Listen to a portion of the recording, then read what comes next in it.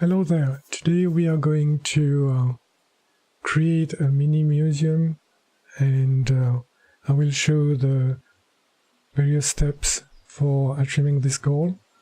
The topic of interest for this museum is Pablo Picasso. We are going to try to inject pictures about this artist into the environment. So let's begin. As usual, we are going to log into our demonstrator application. Let me do that. I have already placed a layout object, and let's pick a building that I'm going to place on it, because you need a 3D space to house the exhibit. So I'm going to pick a very simple building.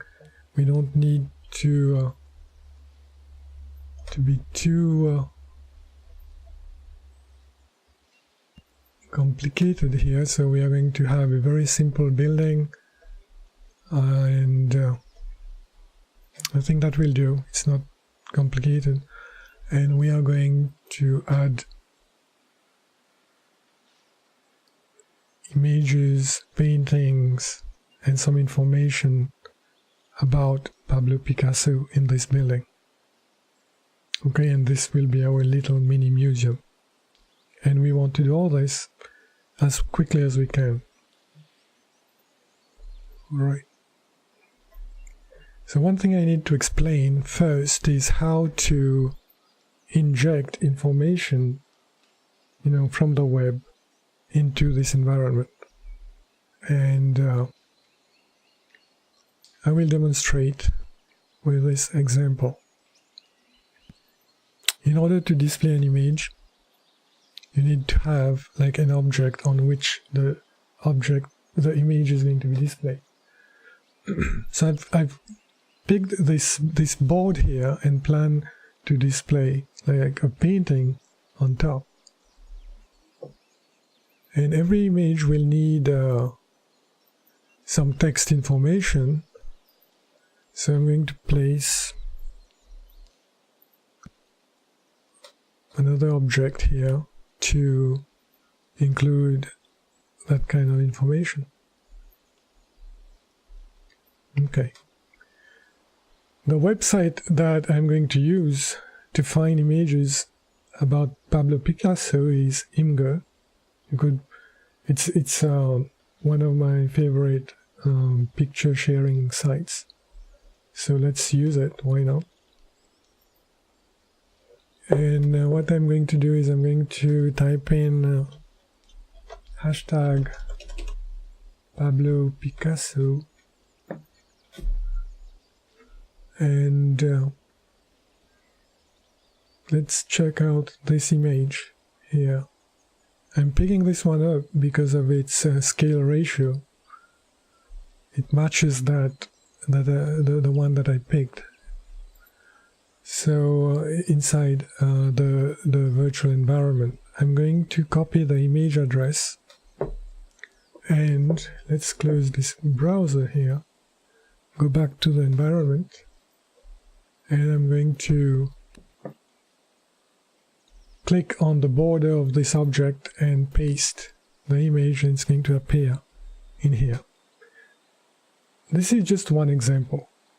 Okay, the RezMela system provides a lot of ways to add information from the web into the 3D world. Okay, but let's look at this approach here, because it doesn't require a lot of teaching. It's very simple. Now we need to add some text to this image, and I see that, just checking here, it says Bust of a Woman, France 1910. So I'm going to copy this and paste it here. Okay, so the text will appear in a moment. So that's an example of how you would pick a picture and inject it into this environment. Of course, when you do this, for educational purposes, or you want to create a 3D museum for your students, to visit, just make sure that you're allowed to take the pictures from those sites. Okay, and then what I've done is I've collected a number of pictures already, and I'm just going to place them inside the building, and we'll figure out what to do with them. So this one, I'm going to place it somewhere here, and then I'm going to pick its label, place it in somewhere. We'll tidy things up later on.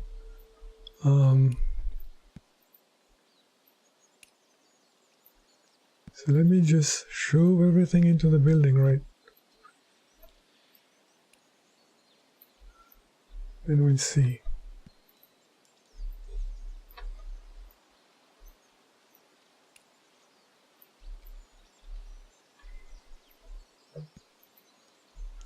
So keep in mind that in this clip we are only interested in creating the mini museum and adding information in it. When you design your actual museum, you'll have to think about the flow of people, of avatars through the museum, and how you would achieve that. And you would put a lot more thought in designing your buildings. And if you have a lot of content, you can use different components of a building, assemble them, and make a more complex setup. And you also need to remember to spend some time on designing the surroundings.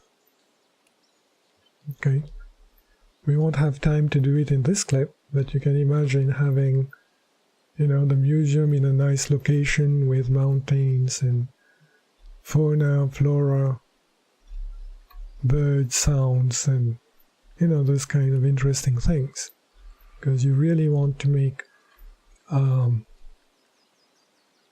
space as enjoyable as possible with lots of stimuli. All right, that's the last painting, hopefully. Okay, I hope I can find its label. Picking the label for this painting here, and I will place it somewhere here. Now everything is pretty much not in a right arrangement here, but we'll play around. Okay. The next thing I want to do is to place, I need to label the space. So I'm going to pick a label object. It's kind of not easy to pronounce. And I'm going to label. That's again one way of doing things. Let me call it Life of Pablo Picasso. All right.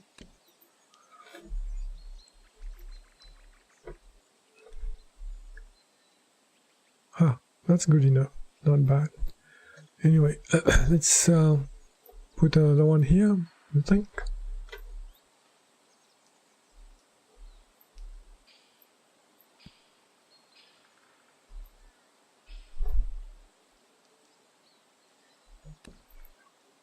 And remember these three bars, you click on them to get access to the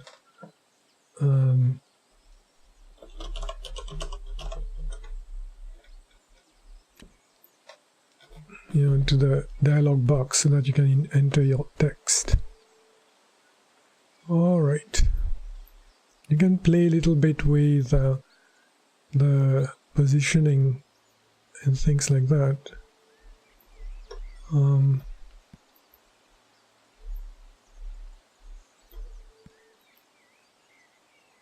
Little bit, I hope. Okay, so now we have those two where we want them to be, and then I'm going to place well, it's not easy to place the things, right? So I'm going to place the big ones at the center and the smallish ones at the corner, and then leave some space for people to walk. Alright, so I'm going to place this in here and rotate by 45 degrees. Come on. So maybe that can work. We are going to play with, and change the lighting conditions as well. So don't worry too much about that. And maybe drop in a few seats, for people to sit down. Let me rotate 45 degrees. Okay. I'm going to pick this and place here. Rotate 45. Is there a small one that I can tuck in a corner? Maybe we can do this for 2, because that one is quite small here. We could make it bigger if we want, actually. And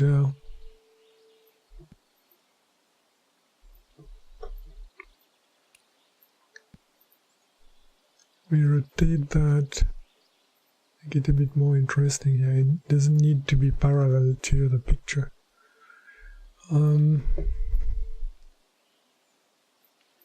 So what are we left with? Okay, not bad. So this one will go here. Rotate 45. Maybe I'm tempted to make it bigger because we still have space. Okay. And I'm going to place this one here. Rotate. Okay. So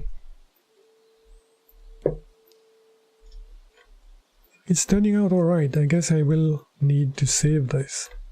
It's looking quite nice actually, at least to my eyes. Okay, so I'm just thinking how to place those pictures. What I'll do is this. Rotate 90. Okay, so that when people come in, they will just be facing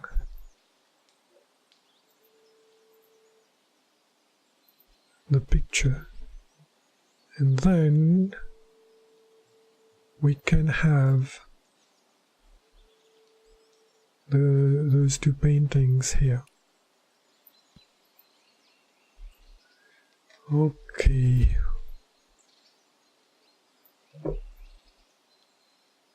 Let's try to make them as parallel as we can.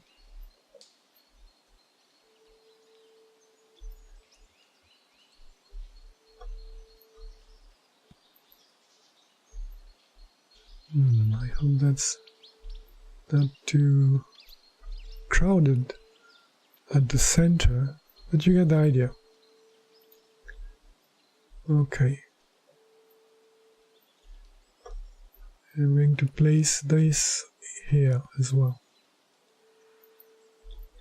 Alright. So let me have a walk inside this this museum here. Okay, so not bad. I can include a few lighting options. So what I'll do we have lights?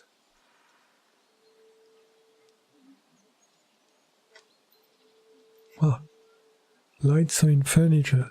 You know, we think about the categories and sort the things as we go along.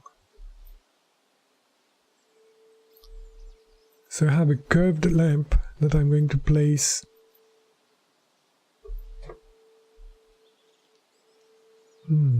interesting. Let me try to keep this place in the dark so that I can play with the lights. So if I put a light source here, what does that do? Okay, not bad. Not too sure that's going to look good from outside, but it kind of works.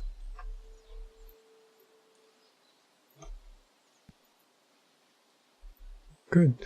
This one is vertical.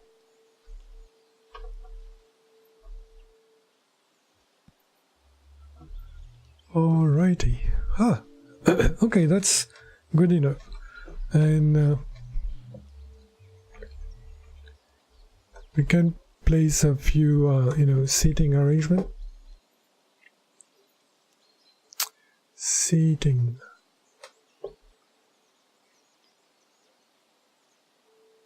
Well, I guess that's,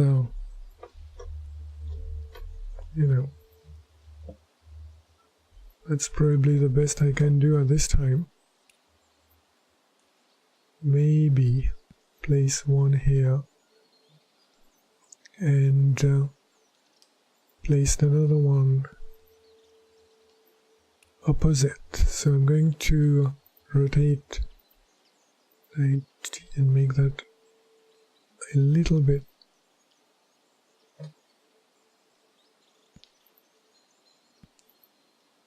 Let's do this.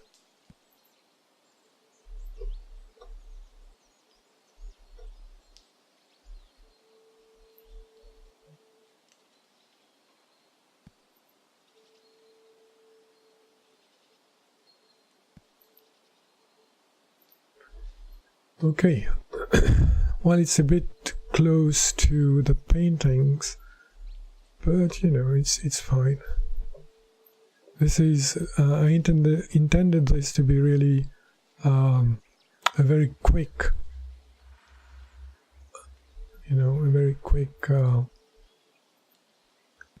example, and it's already pretty long. So let's wrap up quickly here. I'm going to save this museum so that we can use it in a different video.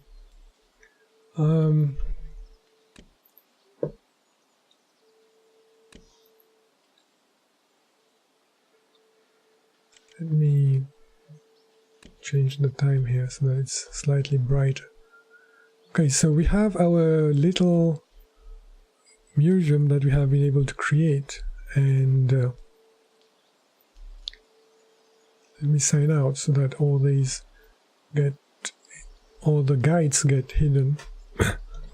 But when you are to create your objects, make sure that